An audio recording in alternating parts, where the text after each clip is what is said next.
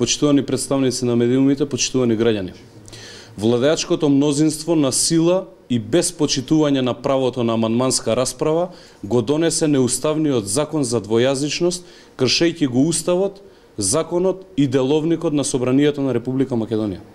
Со овој неуставен, неприменлив и штетен закон, без постоење на реална потреба, се наметнува двојазичноста на целата територија на Република Македонија. Со овој закон се предвидува и двојазичност на парите, ковани и книжни, но и на униформите на полицијата, пожарникарите и здравствените работници.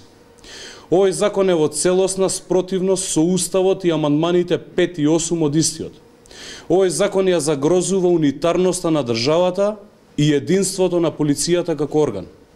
Ова е сосема спротивно од ветувањата на Зоран Заев, дадени пред македонската јавност и председателот на државата Иванов, а искажани од партиска пресконференција на 10 март 2017 година, на која Заев кажа дека уставните експерти кои ги консултирал му укажале дека двојазичноста на парите и униформите е спротивна на уставните одредби.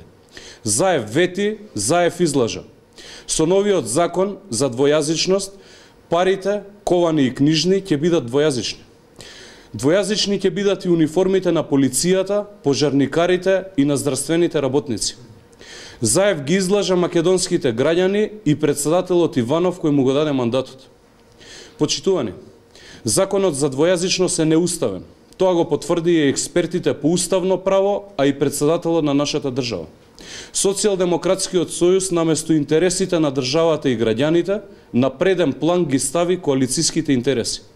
Владеачкото мнозинство не ги испочитува забелешките на председателот Иванов за неуставноста на законот за двојазичност. Социјалдемократскиот сојуз и ДУИ се ставија над Уставот на Република Македонија. Од тука, чекорот на председателот Иванов да не го подпишува указот на законот за двојазичност е државнички потек и единствено очекуван потек кога се крши Уставот и се дерогира правото во Република Македонија. ВМРО ДПМН не го признава овој закон и никогаш нема да го признае овој неуставен закон. ВМРО ДПМН потенцира дека за ова флагрантно кршење на правниот поредок на државата одговорност ќе има. ВМРО ДПМН ќе поднесе интерпелација и кривична пријава против Талат Џафери, која узурпираше функцијата председател на Собранието на Република Македонија. Ви благодарам.